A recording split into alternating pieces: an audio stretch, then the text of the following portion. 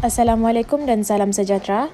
Hari ini saya Siti Nurul Fitri binti Sahad dan Muhammad Khairul bin Baharudin akan membentangkan berkaitan dengan analisis filem iaitu Promising a Young Woman yang dibintangi oleh Carey Mulligan. Filem ini dikeluarkan pada tahun 2020 dengan bahasa Inggeris. Penulis dan direkturnya adalah Emerald Fennell, manakala watak utama dimainkan oleh Carey Mulligan sebagai Casey dan juga Bo Burnham sebagai Ryan. Filem ini berdurasi selama 113 minit. Kita mulakan plot filem dengan pengenalan. Casey Thomas, seorang pelajar yang tercicir dari sekolah perubatan berusia 30 tahun, tinggal bersama ibu bapanya dan bekerja di sebuah kedai kopi. Beberapa tahun sebelum itu, rakan baiknya, iaitu juga rakan sekelasnya, Nina Fisher, telah menerima pelbagai jenis gangguan seksual dan dirogol oleh rakan sekelasnya yang lain, iaitu Elle Monroe. Tiada sebarang penyiasatan oleh pihak sekolah ataupun tindakan undang-undang. Kini, Casey menghabiskan malamnya berpura-pura mabuk di kelab malam, membenarkan lelaki membawanya ke rumah dan kemudian mendedahkan bahawa dirinya masih sedar jika mereka mencuba mengambil kesempatan ke atasnya. Ini merupakan usaha untuk menghalang tingkah laku pemangsa jika mereka cuba untuk mengambil kesempatan terhadap wanita muda. Perkembangan plot. Casey memulakan rancangannya untuk membalas dendam terhadap Elle Monroe dan rakannya yang terlibat sama dalam kes tersebut. Dia mulakan misinya dengan bertemu Madison McPhee yang terus menafikan isu Nina dirogol meskipun dia tahu kebenarannya. Casey membuat Madison mabuk dan mengupah seorang lelaki untuk membawa Madison ke bilik hotel. Casey seterusnya menyasarkan Elizabeth Walker, iaitu dekan sekolah perubatan yang menolak kes Nina dengan alasan kekurangan bukti demi menjaga reputasi universiti. Casey bertemu Walker dengan alasan menyambung semula pendidikan dan menyoal tentang kes Nina. Casey menipu bahawa anak Walker dalam keadaan bahaya. Walker ketakutan dan meminta maaf. Setelah berpuas hati, Casey kemudian mendedahkan bahawa anaknya sebenarnya masih selamat. Klimaks. Suatu hari, Madison ke rumah Casey dan memberikan telefon lamanya yang mengandungi video kejadian Nina dirogol. Casey menontonnya dan melihat Ryan juga ada pada waktu kejadian tersebut berlaku. Casey bertemu dengan Ryan dan mengugut untuk mengeluarkan video itu, melainkan dia memberitahu lokasi pesta bujang Elle Monroe untuk membalas dendam. Casey tiba di majlis Elle dengan menyamar sebagai stripper. Dia memabukkan kawan-kawan Elle dan menggari Elle ke katil. Casey memperkenalkan dirinya sebagai Nina Fisher. Semasa dia mula mengukir Nina pada perut Elle, Elle berjaya melepaskan diri, kemudian bertindak ganas dan melemaskan Casey dengan menutup mukanya pada bantal sehingga mati. Mayat Casey kemudiannya dibakar. Ibu bapa Casey memfailkan laporan kehilangan dan polis mula menyiasat. Peleraian cerita. Pada majlis perkahwinan Elle, Ryan menerima beberapa teks berjadual daripada Casey. Jordan Green, iaitu bekas peguam Elle yang menyesal dengan perbuatannya kerana tidak menyokong Nina, telah menerima surat daripada Casey serta bungkusan yang berisi telefon dengan video rogol Nina dan arahan untuk diikuti jika dia tidak pulang dari pesta pujang Elle. Polis menemui mayat Casey yang terbakar dan menangkap Elle atas kesalahan membunuh. Isu berbangkit melalui filem. Kita dapat lihat melalui sosial, budaya dan juga undang-undang. Yang pertama adalah gangguan seksual. Gangguan seksual terdiri daripada 4 jenis. Yang pertama secara fizikal. Sebagai contoh, kawan Casey iaitu Nina Fisher yang telah dirogol oleh Elle Monroe semasa Nina tidak sedarkan diri. Contoh lain adalah sentuhan, rabaan seksual oleh para lelaki yang cuba mengambil kesempatan terhadap Casey. Seterusnya, gangguan seksual secara lisan.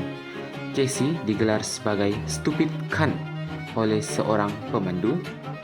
Yang ketiga, gangguan secara psikologi melalui pujukan, desakan, rayuan bagi memenuhi keinginan seksual yang dapat dilihat menerusi watak-watak lelaki yang cuba mengambil kesempatan kepada Casey semasa dia berpura-pura mabuk. Tekanan yang dihadapi oleh Nina menyebabkan beliau menghentikan pengajiannya dan membunuh dirinya. manakala Casey mengalami trauma sehingga sukar untuk meneruskan kehidupannya. Gangguan seterusnya adalah dari segi visual. Video lucah yang diambil semasa Nina dirogol oleh rakan sekelasnya iaitu El Monroe. Video tersebut kemudiannya disebarkan kepada rakan-rakannya kerana mereka menganggapnya sebagai lucu. Seterusnya, isu yang berbangkit kita dapat lihat menerusi kelemahan perlindungan terhadap wanita melalui undang-undang. Sebagai contoh, kes rogol Nina Fisher. Pihak universiti tidak mengambil sebarang tindakan lanjut atas alasan kekurangan bukti dan hanya menyalahkan Nina meskipun terdapat luka dan juga lebam pada Nina. Namun, disebabkan beliau mabuk dan tidak ingat, pihak dekan bertindak untuk tidak mengambil sebarang tindakan.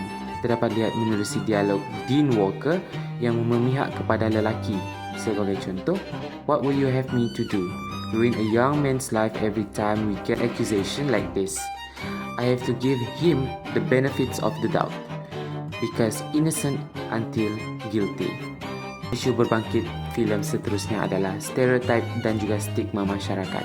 Stereotip masyarakat mengenai peranan reproduktif wanita dapat dilihat menerusi watak Madison yang mengatakan kepada Casey dengan sinisnya bahawa suatu hari nanti dia juga akan berumah tangga dan mempunyai anak sepertinya.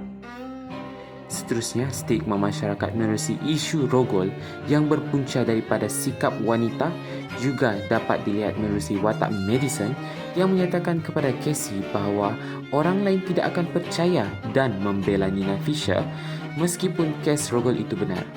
Beliau menyalahkan Nina kerana tidak bertanggungjawab meskipun beliau tahu kebenarannya yang El Monroe yang merogol Nina.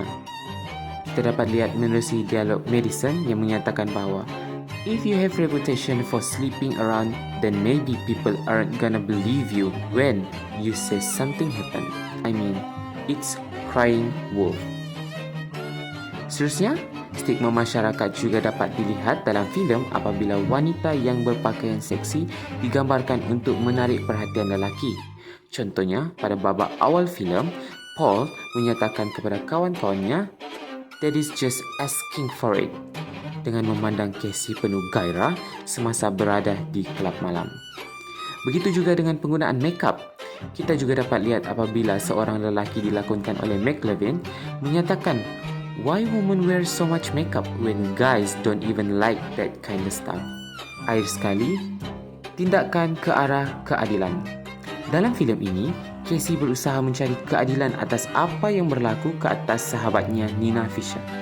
Nina Fisher telah dirogol oleh rakan sekelasnya iaitu El Monroe dan tidak mendapat sebarang keadilan meskipun dari pihak universiti.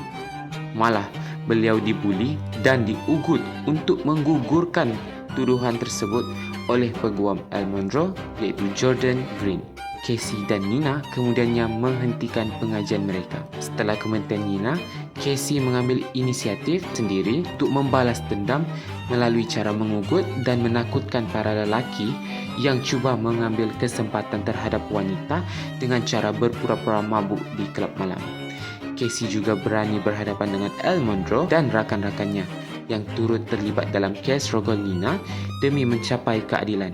Meskipun beliau terkorban, namun semangat dan keberanian beliau amat jelas bahawa seorang wanita perlu berusaha untuk mendapatkan kesaksamaan gender.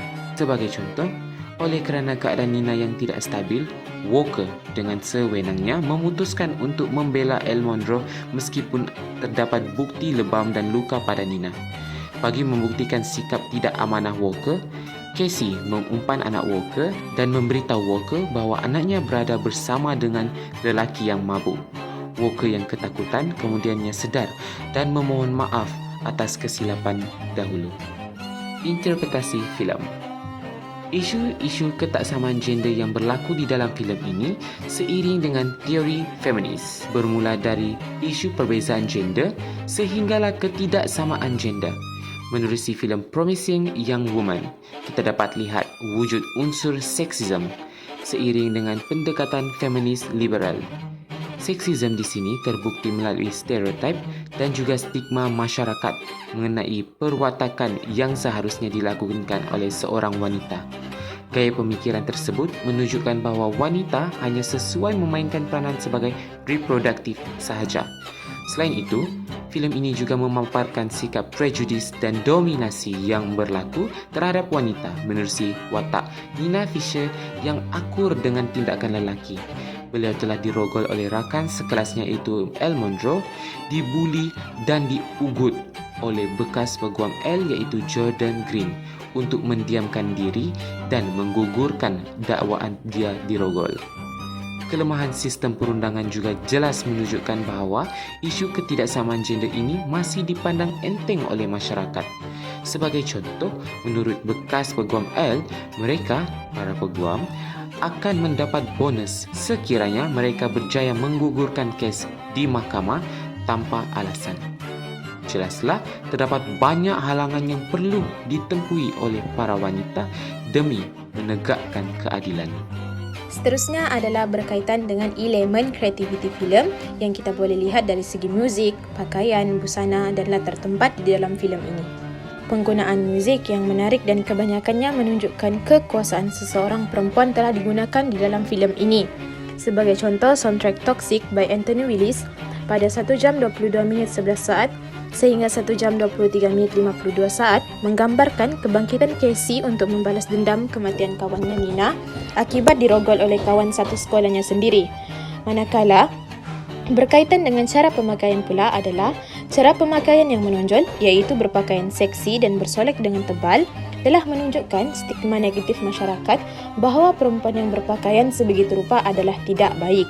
Pada minit ke-52, 20 saat sehingga ke minit 54, 50 saat, Casey berpakaian menonjol dan bersolek untuk menarik perhatian lelaki. Manakala berkaitan dengan pemilihan background pula, pemilihan background yang sesuai iaitu berada di dalam kelab malam. Ini menunjukkan isu utama bahawa lelaki adalah berbahaya. Seterusnya adalah berkaitan dengan hubung kait filem dengan isu yang dihadapi pada masa dahulu dan sekarang. Dari aspek undang-undang, pada waktu dahulu, kurangnya perlindungan undang-undang terhadap wanita, sehingga berlakunya kes rogol sehingga mati, namun perkara ini tidak diambil peduli. Sebagai contoh, Nina Fisher dirogol oleh Elle Monroe dan kawan-kawannya. Perkara ini sudah dilapor kepada pihak berkuasa, iaitu pengetua sekolah perubatan tersebut.